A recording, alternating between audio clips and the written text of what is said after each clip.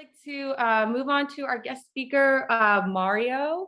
Thank you for coming today, Mario. So he was formerly the Director of Urban Agriculture with the City of Atlanta, and now he's the CEO and founder of ServeScape.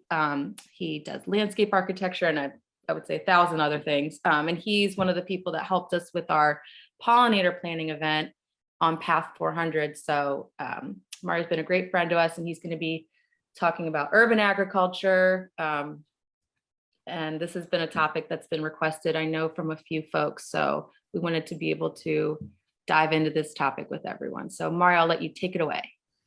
Awesome. Thank you so much. And Yeah. thanks for keeping Buckhead sustainable. Working on it.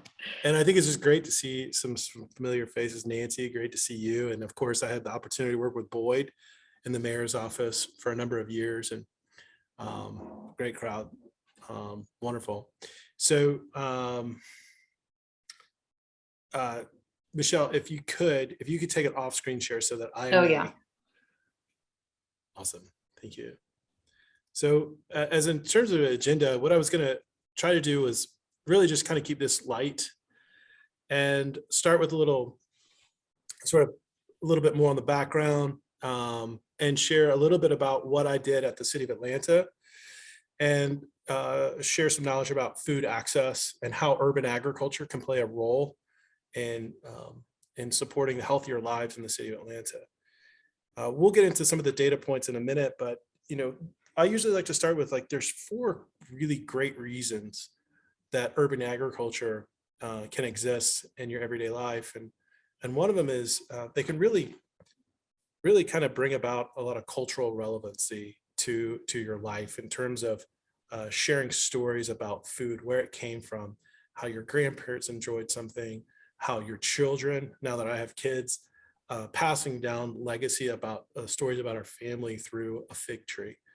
It's a way to me to talk about my grandfather to my child, 3.5-year-old, and it's a great tool for sustaining cultural traditions and those types of relevancies.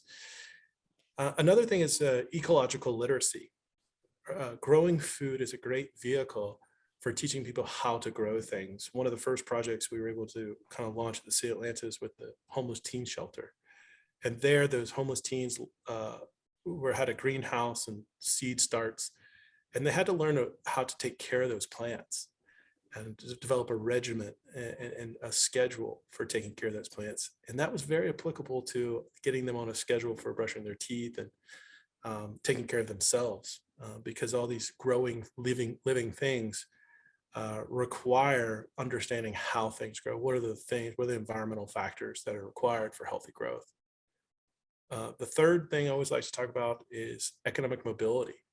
Urban agriculture is a great vehicle for teaching about how maybe you can make money taking your wares to the market. Like those homeless teens were growing the plants to take to the local farmers market. You can teach about how to save money, how just dropping in a seed is an investment so that you don't have to spend money. And then the fourth is looking at urban agriculture as a way for the obvious thing, health and wellness. We're not growing French fries, we're growing potatoes. That's a choice to put them into oil, hot oil.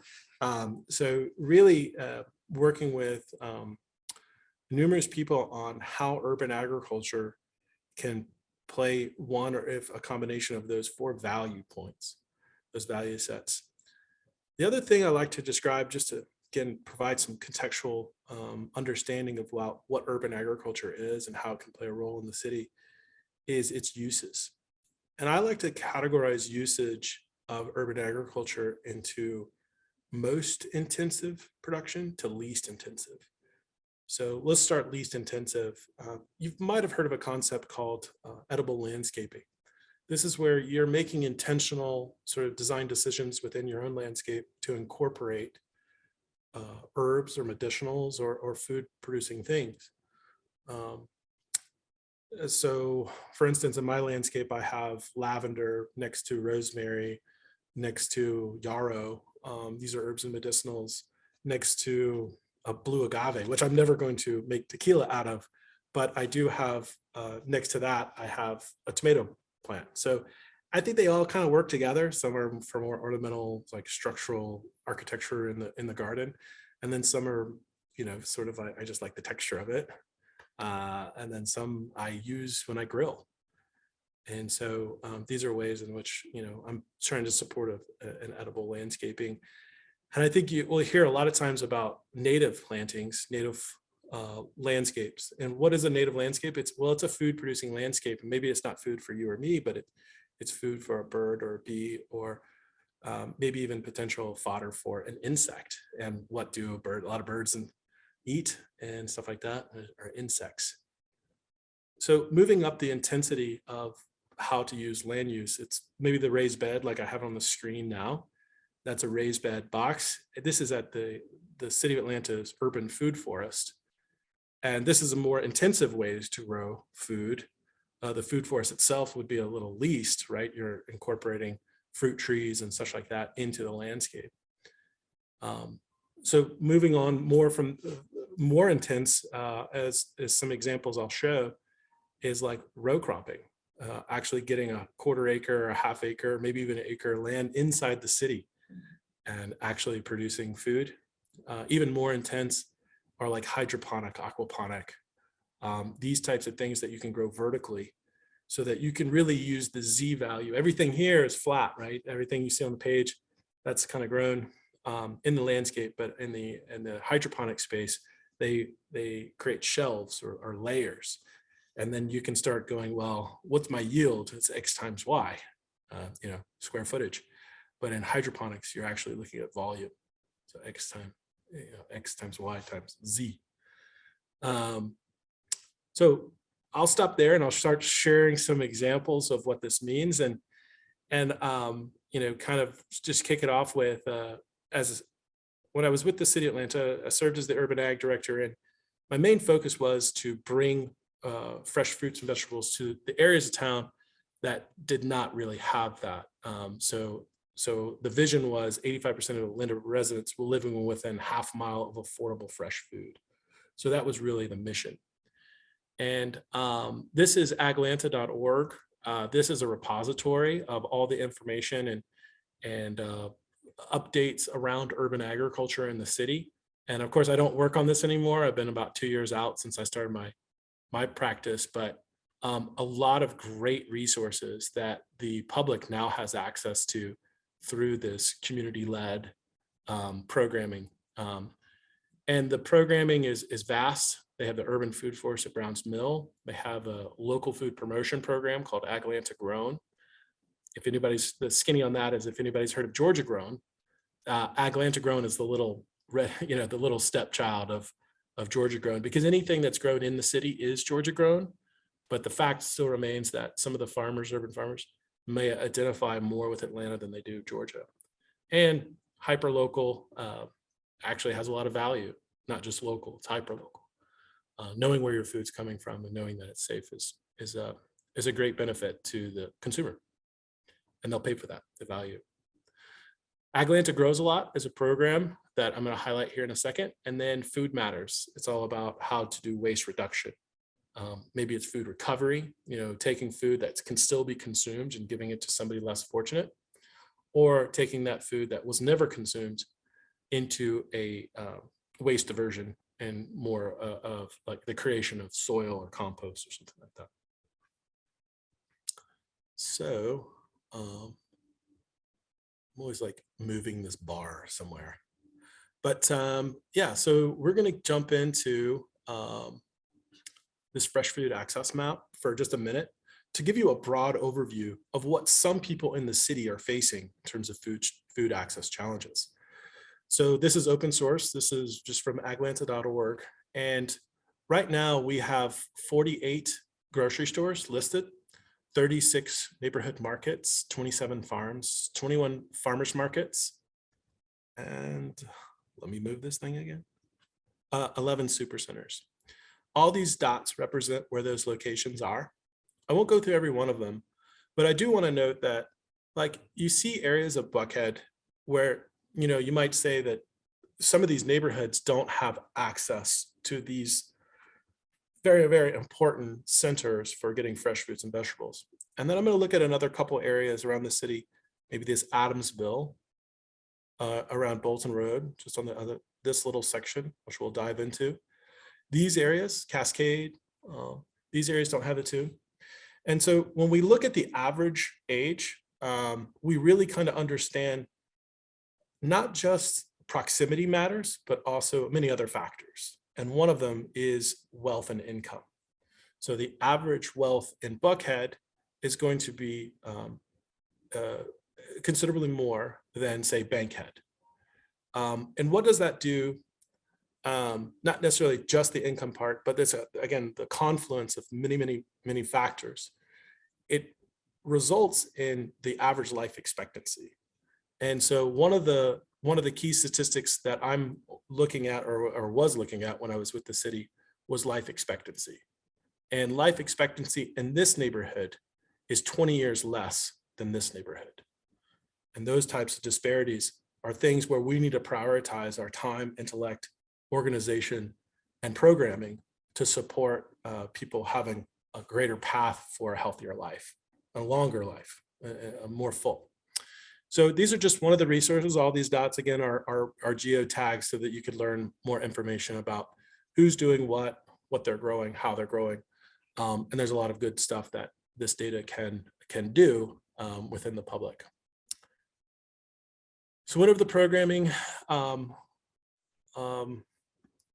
this is that fresh fruit access map. So I'm going to just highlight one thing, and then I'm going to play a 4-minute video so everybody gets to relax for a minute and stop hearing me data dump. I want to highlight, it's really hard to see, but there's a little line here. There's a little line here. Here's the Chattahoochee River. There's another line here. These lines that I'm kind of highlighting, or trying to highlight, are actually power line easements. So they crisscross through our city. A lot of times they circumnavigate our city. And this is the line right here. This is high tension power lines. So I'm going to leave it there. And then I'm going to go to a video, short video. And this is called Another Fork in the Road. It's done by GPB or Georgia Public Broadcast. And it highlights a lot of farmers, anything related with agriculture or horticulture.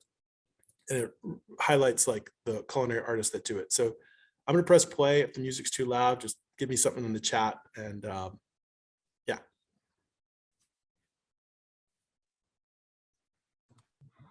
I don't think we can hear Yeah, it. I can't. I think when you share screen, you have to check the box down there. Check the box. Yeah, so when you do new share, before you share, there's a little. So I think he needs to stop sharing and then reshare again, right, May? I think so. Yeah. Yeah. See if that worked. Rain. Oh yeah. Yes. Good. Okay. Let's meet a few Georgia farmers from the city, the country, and even in our schools that help deliver the harvest. We begin this week in Atlanta at an unexpected farming location run by a creative and determined duo of hardworking farmers. When you peruse the Atlanta city roads, you often see these cleared areas where giant power lines connect for miles, servicing our communities. But it's not often that you find a cornucopia of fresh fruits, vegetables, and ornamental flowers sprouting up directly underneath. Farmers Chris Lemons and Desmond Baskersville simply figured, why not put this land to good use? So with a little work and help, they did. And Gratitude Botanicals was born.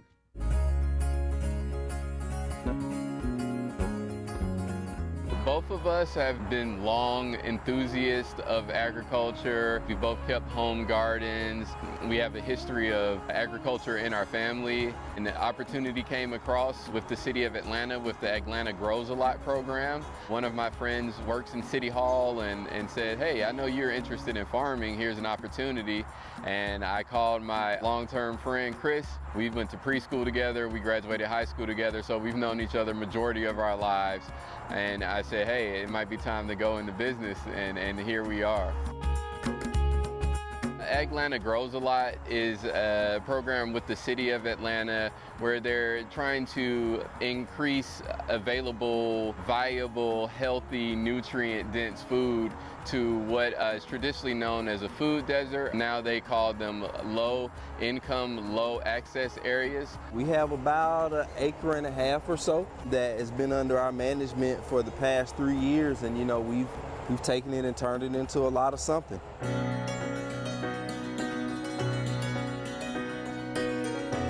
For us, we're a true urban farm. If you kind of hear some of the noise in the background, that's actually I-285 that you guys are hearing.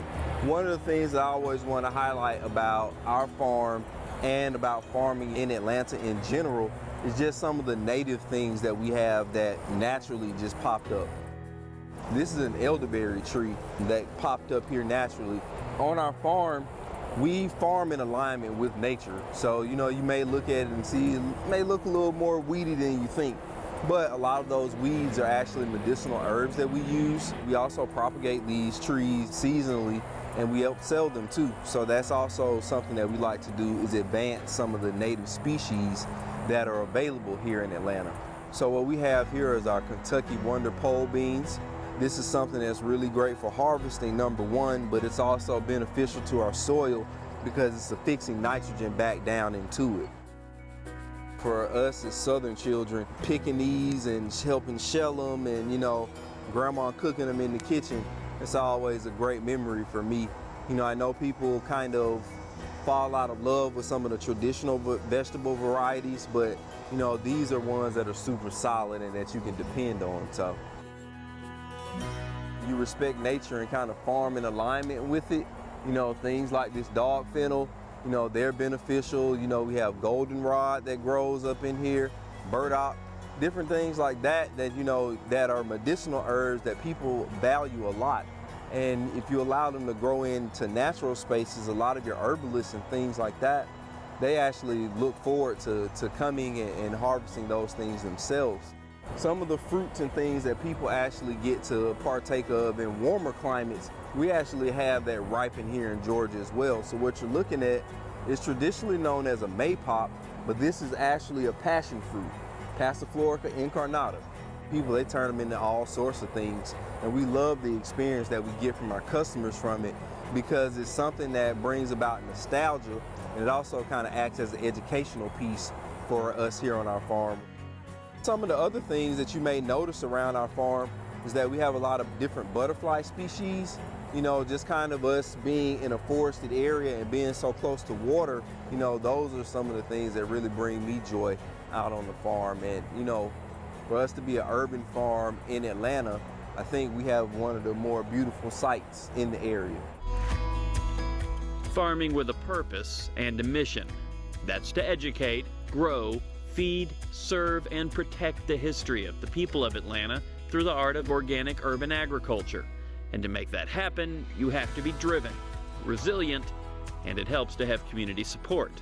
For the city of Atlanta, we actually have a goal of 85% of residents being within half a mile of fresh, affordable food. Communities such as this one here are considered low income, low access, meaning that residents are a mile or more from fresh, affordable food. So Gratitude Botanical Farm and others like it, give that access to people who may not have a grocery store or a super center or things like that in their community, but can come here and get the freshest green beans, the freshest sweet potatoes, the freshest flowers, the freshest basil. So you've got job opportunities, fresh, affordable food, outdoor weather, community building, all of those things happening here, and those are things that are pretty unique. These guys just lights out, and I would say one of the best farmers in the city of Atlanta right now. It's very interesting to see a child or something come out here and be like, wow, I've never seen a farmer, and I definitely didn't think a farmer looked like you. So we're just trying to change that narrative. There's a lot of small farms around the city that are doing the good work to try to provide people with an access to healthy, nutrient-dense food right here in their backyards. And I like to always say, if you don't buy it from us, we would rather you grow it. And so our goal is to teach people to grow their own food, and that's what we do every day. Oh, everybody, right? Pretty good. I mean, I That was want touching. to stop there and, field any questions. I mean, there's some other stuff I'd like to go into, but I want to be respectful of everybody's time too. Is there a limit with, I know, for example, with the power lines and stuff, like maybe height can be a problem. Is there like a limit on what you can actually like, how you can expand or what you can grow and stuff like that? There's 1,000+ acres in power line. I think it's 2,000 acres in the city. You know, Elon Musk has this thing, I heard him the other day say like, you know, how many square feet of solar panels do we need to like power the United States? What's like, I think about the same things, like how many acres of land do we actually really need to feed Atlanta? And we know that not everybody's going to eat fresh vegetables. Like food is a big complex system. Like it has to go through manufacturing, build products and all these things. But when we talk about resilience and sustainability, we talk about how are we generating at least a little bit of our own power? How are we not so codependent upon national food systems or international food systems that at time might be disrupted, you know, or even suffer through like more chronic issues, kind of like gasoline, stuff like that. So I think there's always limitations with any site, to answer your question more specifically. And I think that it gets down to a very technical level as it relates to what the height lines are, what power is being transmissioned. But traditional row cropping to blueberries to fruit trees are a little bit more difficult. But I talked to a blueberry farmer just about an hour ago, and you know, if I told him, I said, hey, I can give you 100 more acres closer to the city, closer to his buyers, what would you think? And he's selling the blueberry plants. So he wants to harvest those plants by the time they get to 2 feet tall or something like that. So there's many more ways to use it. And one of the reasons why I approached the Georgia Power and Southern Company with this idea is that the question was, and how I think kind of won the argument over was, what is a calorie? Anybody know what a calorie is?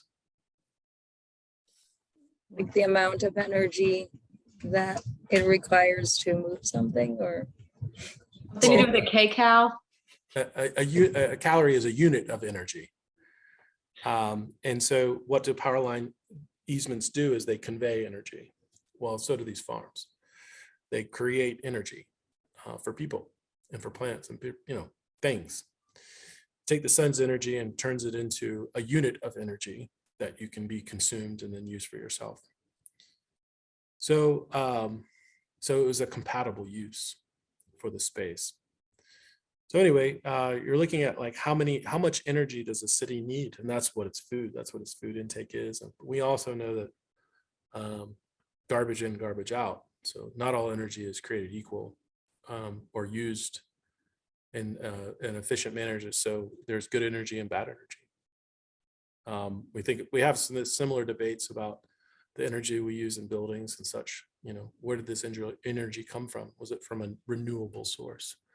But I think, you know, putting it down to a 3-year-old level, is it good energy or bad energy? Any other questions related? Yeah, hi, this is Kelsey. I have questions about just like Georgia Power's willingness to expand this, if they've indicated either way, because previously they've not been so keen on jurisdictions using those spaces as pathways and extensions for things like Path 400, the Beltline. So I'm glad to see that they're doing something with that land. And is there any more momentum going forward to expand that? I think that there's, you have to distinguish the difference between the weather and the climate of their attitude. I think that the climate is changing.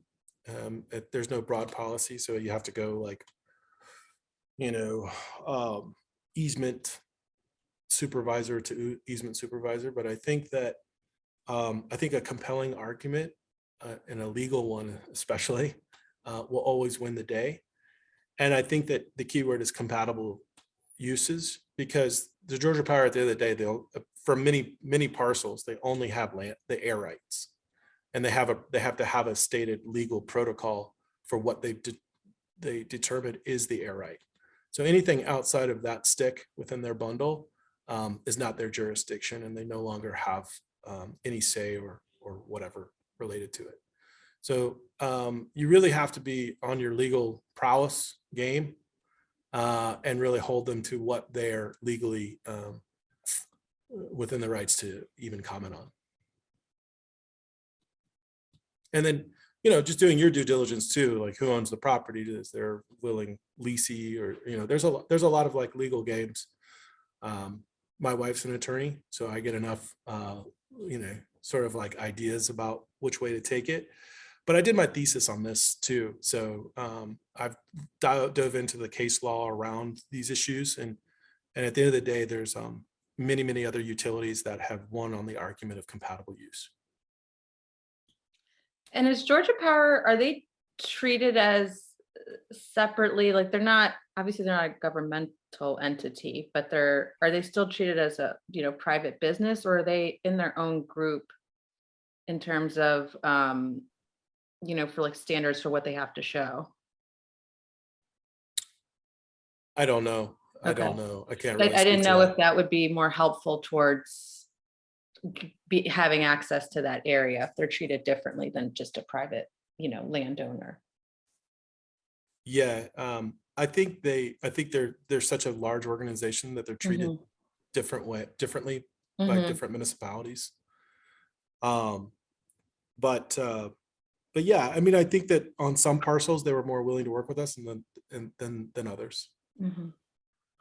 Certainly, and that was had to do with like what type of energy they were trying to convey, and what devices they were using.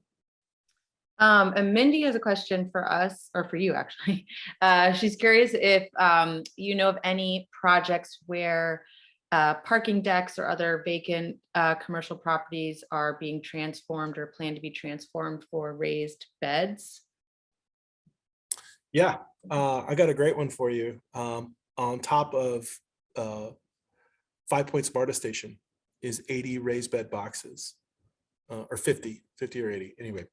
And they're on wheels. That was on casters. So the landowner, in this case, MARTA, had rules and restrictions on. They were willing to do the project, but they had protocols in terms of they needed to have like if case of an emergency or something. You know, they're always thinking of the worst.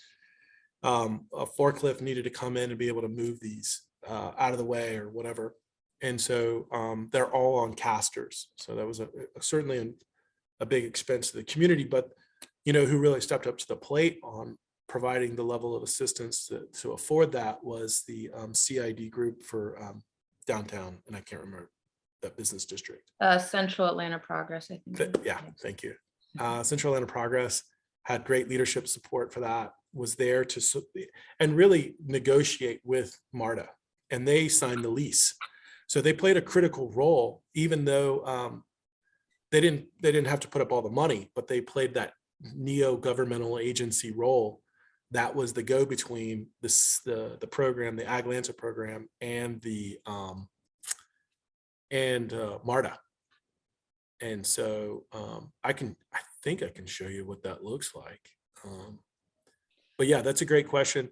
And I think NGOs or community improvement districts, you know, don't necessarily have to play the lead role all the time. They can just play really the bridge. And in this case, they were really just the bridge for the garden. So when you do that type of stuff, can that be considered a green roof for a building, or does it have to be more like specific to be considered a green roof? Having those raised beds there. Well, I mean, so in green roof terminology, there's two different types. There's intensive and extensive. So you could say this is an extensive green roof, of course. I've done the green roofs for a couple of other buildings in Atlanta, some intensive, some extensive. I would totally classify this as a green roof. You can see pictures of it here. It was just a stock tank, you know, from Tractor Supply. And then I built a little 3D model to kind of show what it was going to look like right here. So you had all these stock tanks, and then you had a little education, and this was like a little outdoor culinary kitchen. So I think that, and it's wonderfully maintained right now. I mean, it wasn't always.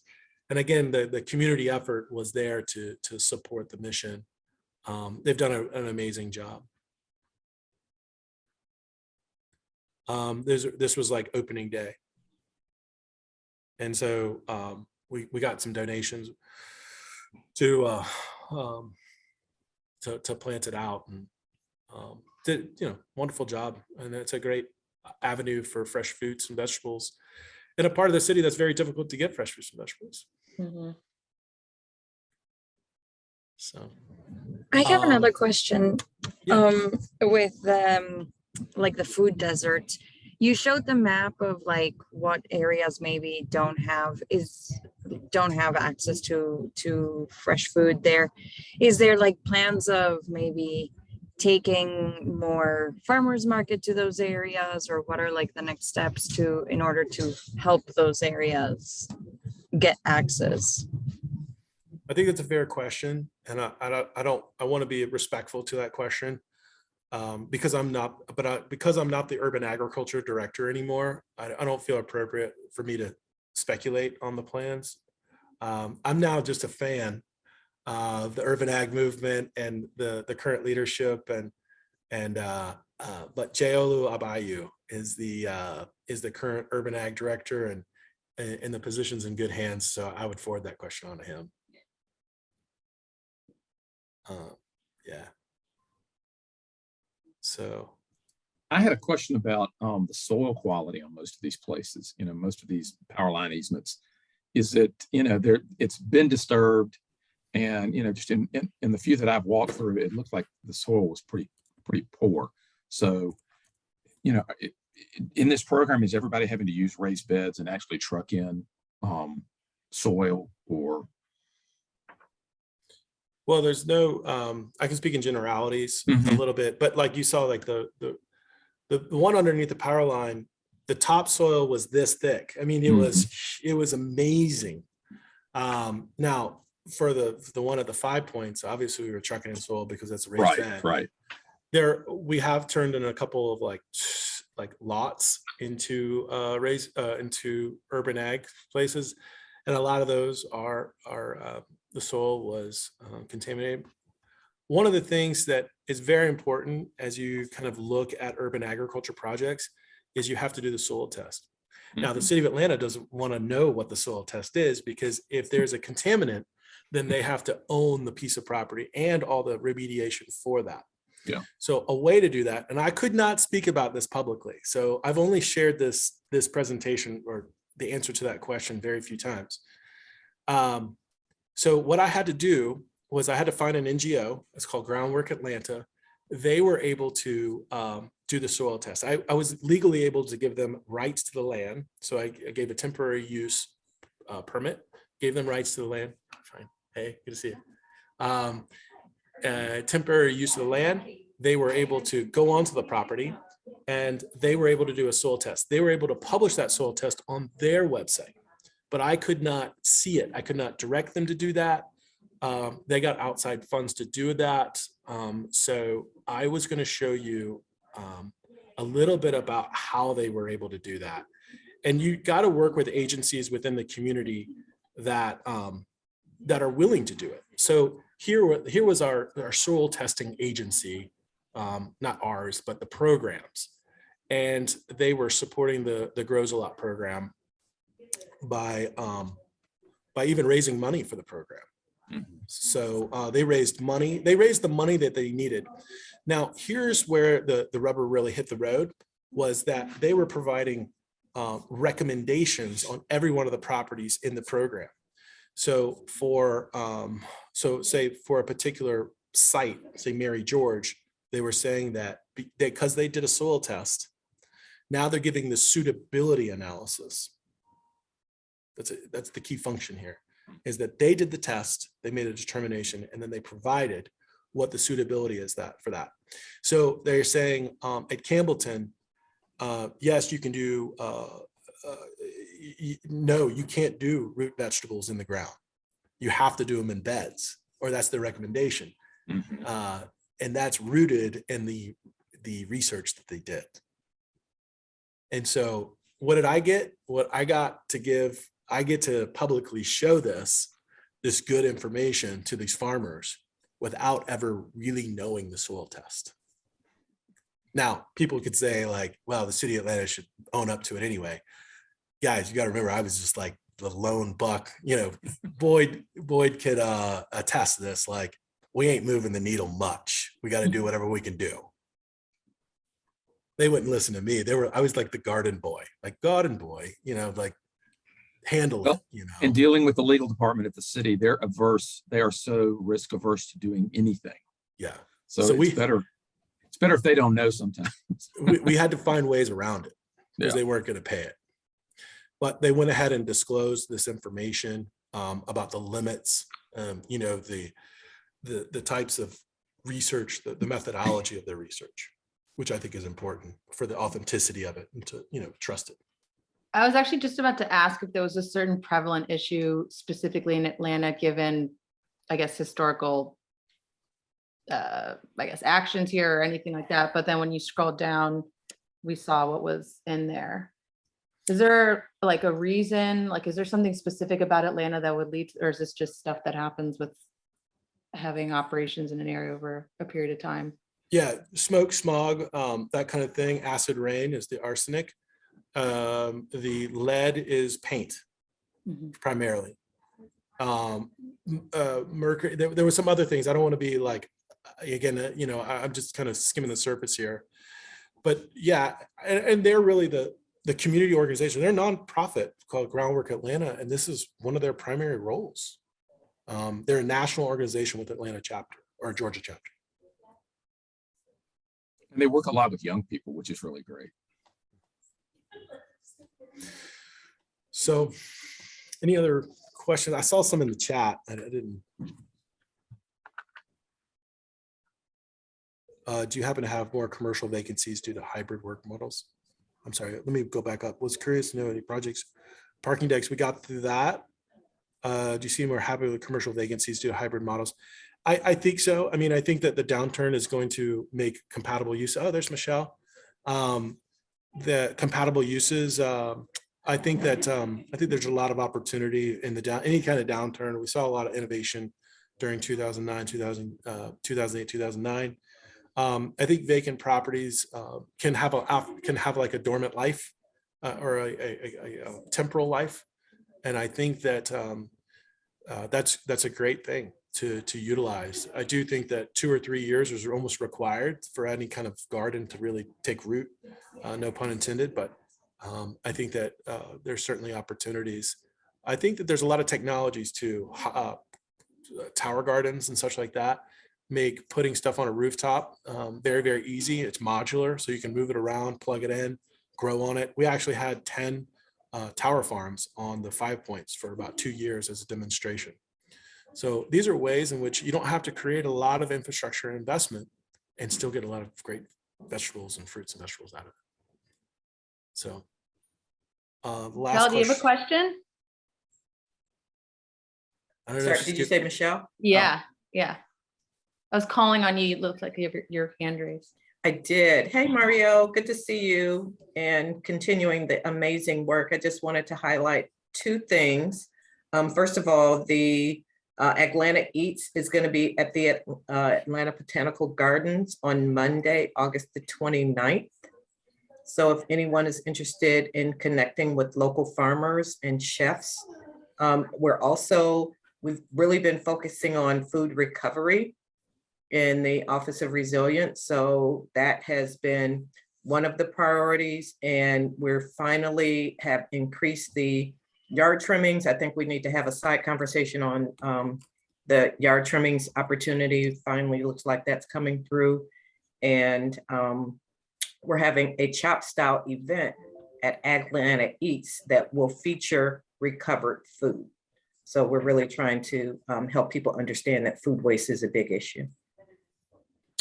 Thank you for letting us know about that stuff, Michelle. And speaking about recovered food, Do you happen to remember what's the name of that organization? And they collect food that's like from just like natural vegetation in the Atlanta area that's maybe not going to be consumed, but it's still good and Yeah. edible. Do you know what I'm talking about? Concrete Jungle That's is the a one. community Yeah, organization, that's and they're it. doing great. Yeah. They're doing a fantastic job.